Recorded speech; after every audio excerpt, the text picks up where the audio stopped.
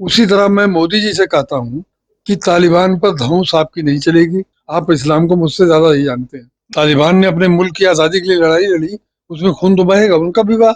वो गरीबों को पैसा है, मोदी के बाप का नहीं, नहीं इलियास आजमी के बाप का है। तालिबान अफगानिस्तान की तकदीर है, आज नहीं तो कल हमारा साबिका उन्हीं से पड़ेगा। तब तक यहाँ जिहाद बिस्सैफ लागू ही नहीं होता। अगर भाजपा होती तो मुझको अरेस्ट करके जेल में डाल देती। उनको जबरदस्ती न अमेरिका झुका नहीं सका तो हम क्या झुका लेंगे।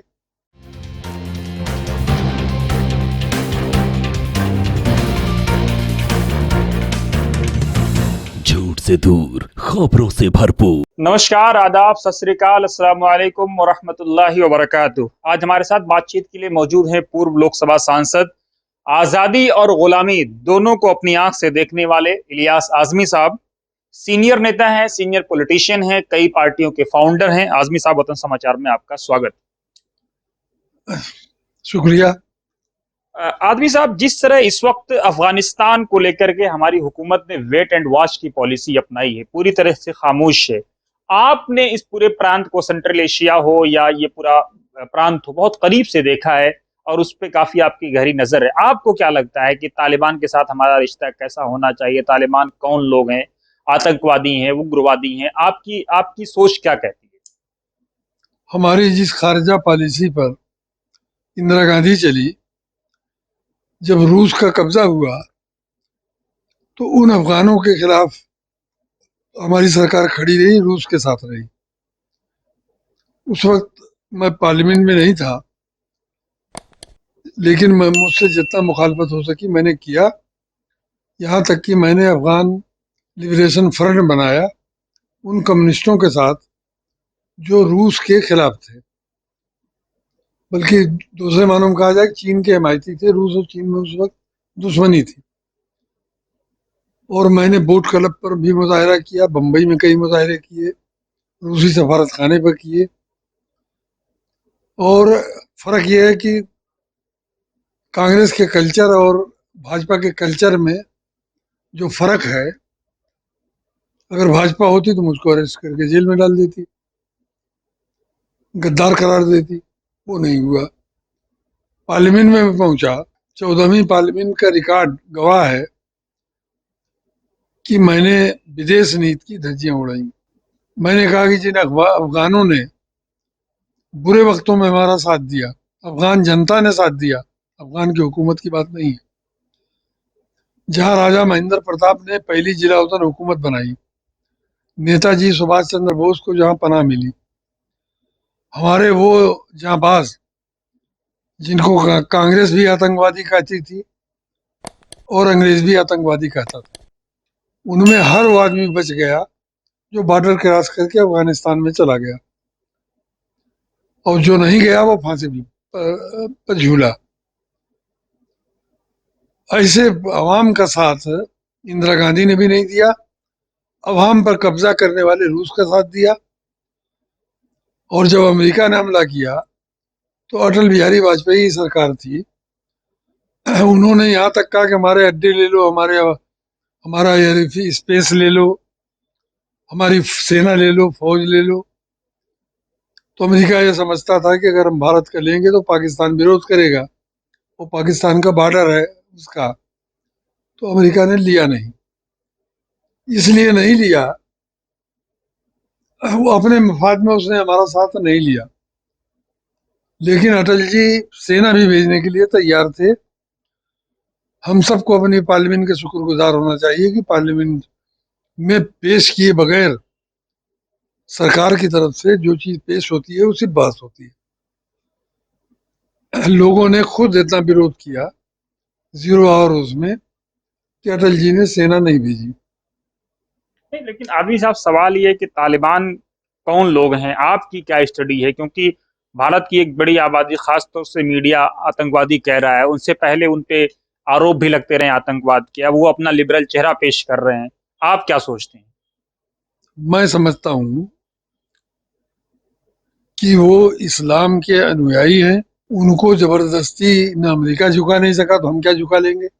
उनको इस्लाम की व्याख्या के जरिए झुकाया जा सकता है। मुझको याद है, शायद यही घर है, कि एक अफगान मिला उससे बातचीत करते हुए मैं ले आया। मैंने उससे कहा कि इस्लाम की व्याख्या मुल्ला उमर साहब और दूसरे लीडरान गलत कर रहे हैं। बामियान की मूर्तियों को क्यों तोड़ा गया? तो उसने कहा कि अफगानिस्तान जैसे इस्लामी मुल्क में मूर्तियों की क्या जरूरत है। तो मैंने कहा कि मुल्ला उमर तो ये जानते होंगे कि काब बिन अशरफ यहूदी मदीने में रहता था, बहुत बड़ा दुश्मन था रसूलुल्लाह का। इतना बड़ा दुश्मन था कि रसूल ने आदमी भेज के उसको कत्ल कराया। लेकिन खुलफाए राशिदीन ने उसके मकान को और उसके किले को आसार कदीमा में देके उसकी हिफाजत की, और आज तक है, मैं खुद जाके देख चुका हूँ। तो क्या ये व्याख्या मुल्ला मुल्ला उमर तक नहीं पहुंची? लेकिन आप पे जैसे तो सुन लो, जी। बामियान के बुतों की पूजा नहीं हो रही थी। मैंने उससे कहा कि तुम्हारे पुरखों ने ये साबित किया कि तुम ही सिर्फ बहादुर नहीं हो, तुम ही सिर्फ ताकतवर नहीं हो, तुम्हारे पुरखे भी वैसे ही थे जिन्होंने पहाड़ काट के और पहाड़ के उसमें गौतम बुद्ध की आकृति बनाई। वो तुम्हारे लिए कौमी फख्र की बात थी। ये व्याख्या गलत हो गई। बहुत दिन के बाद पता नहीं पाकिस्तान से या कहाँ से उसने मुझको फोन किया, नंबर मेरा लिया। उसने कहा कि मैंने लीडरान से बात की तो उन्होंने कहा कि भाई इनकी बात तो सही है। हम कौन होते हैं जब खुलफाए राशिदीन ने काब बिन अशरफ के किला नुमा मकान को बाकी रखा, तो हम कौन होते हैं बामियान के बुतों को तोड़ने वाले? तो उसने कहा कि मेरी बात तो मुल्ला उमर तक नहीं पहुंच सकती, लेकिन और लोगों तक पहुंची। सब ये कहते हैं कि यार ये व्याख्या हमारे सामने नहीं आई। उसी तरह मैं मोदी जी से कहता हूँ कि तालिबान पर धौंस आपकी नहीं चलेगी, अमेरिका की नहीं चली, रूस की नहीं चली, आपकी क्या चलेगी? आपके पास एक असेट है हिंदुस्तानी मुसलमान, उनसे इस्लाम की वो व्याख्या कराइए। जैसे मेरी व्याख्या ये है इस्लाम की कि जब तक हमारा डॉक्टर अम्बेडकर वाला संविधान लागू है, चाहे उस पर अमल हो रहा हो चाहे ना हो रहा हो, लेकिन कानूनी तौर पर वो लागू है। जब तक 15% आबादी को वोट के जरिए अपने और भारतीय समाज की समस्याओं के समाधान की ताकत हासिल है, बशर्ते को अपने वोट का सही इस्तेमाल करें, तब तक यहाँ जिहाद बिस्सैफ लागू ही नहीं होता। हाँ, अगर वोट के अधिकार से महरूम कर दिया जाए, अगर उनको कानूनी तौर पर दूसरे दे सारी, तो जिहाद बिस्सैफ यहाँ भी लागू हो जाएगा, इसलिए कि 10% की ताकत पर होता है, 15% आबादी है। लेकिन वो कभी नहीं होगा।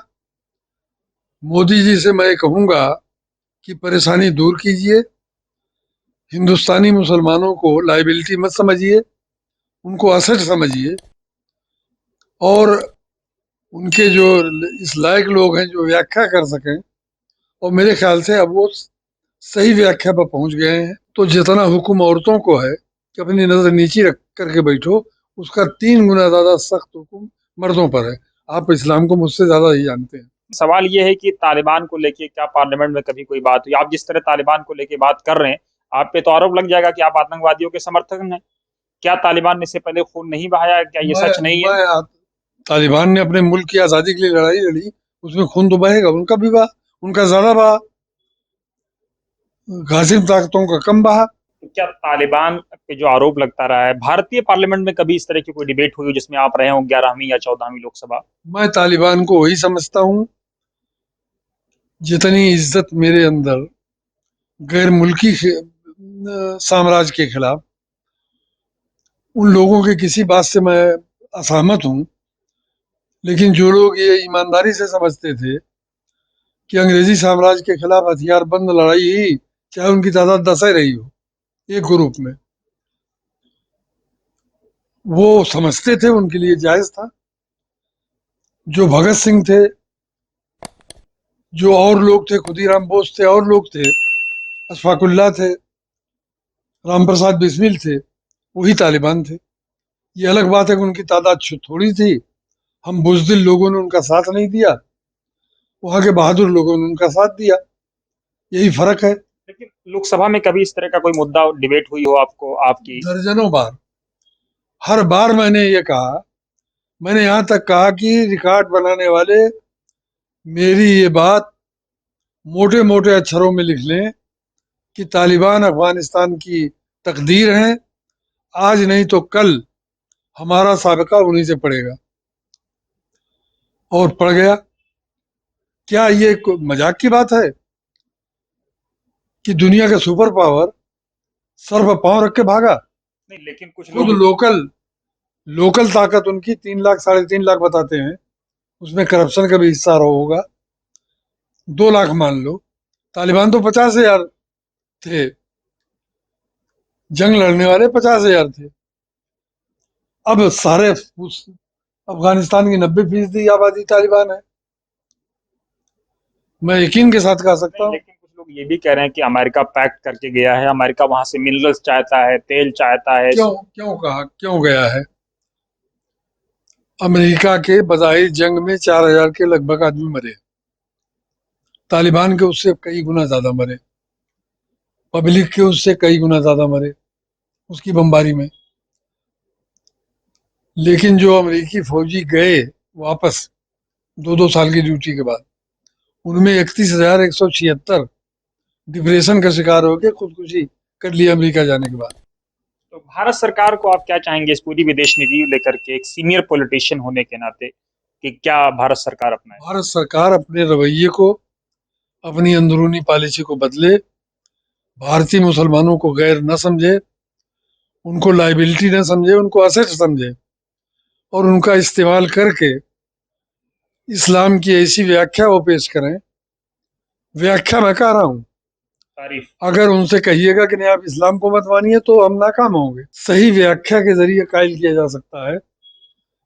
हम ये व्याख्या कर सकते हैं कि हम गरीब लोगों का, जिनके लाखों आदमी हर साल खुदकुशी करते हैं भूख से तंग आए के, इतने गरीब मुल्क का 3 अरब डॉलर हमारे नालायकों ने लाके लगा दिया है कि इस्लाम के किस रूप से जायज है, तुम उसको जब्त कर लो। इस व्याख्या को कैसे मान ले? नहीं मानेंगे वो, उनके बाप मानेंगे।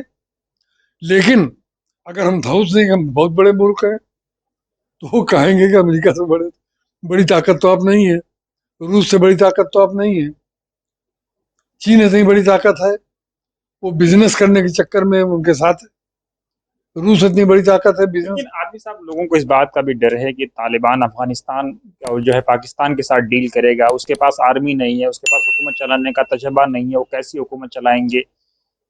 पाकिस्तान की गोद में जाकर के बैठ जाएगा, जो हमारा दुश्मन मुल्क है, चाइना से डील करेगा। उसको भी मोदी जी की समझ में नहीं आएगा, इसलिए कि 7 साल से वो जिस रास्ते को उन्होंने अपनाया है, उस रास्ते में अगर उनका दिमाग बन गया है तो इसकी गुंजाइश नहीं है कि उनको समझाया जा सके। अगर उनकी समझ में आवे, हिंदुस्तानी मुसलमानों से काम लें। अगर वो पाकिस्तान से फौजी मदद लेते हैं या पाकिस्तान से आदमी भर्ती करते हैं तो हिंदुस्तानी मुसलमान कम नहीं है, पाकिस्तान से कम हिंदुस्तान में मुसलमान नहीं है। और लेकिन अंदर अपनी पॉलिसी आपको बदलनी पड़ेगी।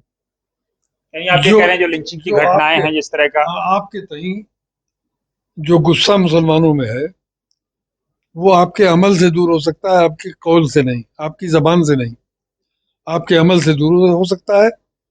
6 महीने के अंदर अगर आपका अमल बदल गया तो मुसलमान मान लेंगे कि नहीं, अब सही मानों में हमारे यहाँ जमहूरियत है, सही मानों में हमारे यहाँ संविधान लागू है, और अब हमारे लिए एक ढेला भी इस व्यवस्था के खिलाफ चलाना जायज नहीं है। मुल्ला अब्दुल गनी बिरादर से बात कर सकता हूँ, उर्दू जानते हैं, इसलिए पाकिस्तान में कई बरस रहे हैं, ज्यादातर उर्दू जानते हैं। उनको कायल किया जा सकता है कि भाई अगर तुमको पाकिस्तान से 5,000 आदमी लेने हैं, 5,000 हिंदुस्तानी मुसलमानों को लो, वो पाकिस्तानियों से कम तुम्हारे हमदर्द नहीं है। हम उनको कायल कर देंगे कि हमारा जो गरीबों का पेट काट के मोदी ने गलती की, बेवकूफ़ी की, पेट काट के हमारा जो 3 अरब डॉलर यहाँ लगा दिया है, तुम्हारे लिए बनाया है, सड़कें बनाई हैं, अस्पताल बनाए हैं, स्कूल बनाए हैं, बांध बनाए हैं, पार्लियामेंट बनाई है, वो कल तुम्हारे काम आएगा। उसको जब्त मत करो, उसको नहीं दे सकते हो, जब तुम देने के लायक हो तो दे जाओ, तो बहुत जल्दी वो देने के लायक हो जाएंगे। इसलिए कि जब सही हुकूमत ईमानदारी से इस्लामी हुकूमत बनती है तो कुरान ये बताता है कि जमीन अपने खजाने उगल देती है, और उगल रही है वहां। पता लगा कि वहां मिनरल इतने हैं कि सऊदी अरब से भी अमीर हो जाएगा कुछ दिन में अफगानिस्तान। तो भाई कुछ दिन का टाइम ले लो, हमारा पैसा जो लगा है वो गरीबों का पैसा है, मोदी के बाप का नहीं, नहीं इलियास आदमी के बाप का है। उसमें अगर 100 रुपया मोदी का हिस्सा बनता है तो 100 रुपया इलियास आदमी को भी बनता है। उनको इस्लाम की व्याख्या करके कायल करना पड़ेगा, और ये काम हिंदुस्तानी मुसलमान कर सकता है, पंडित जी नहीं कर सकते।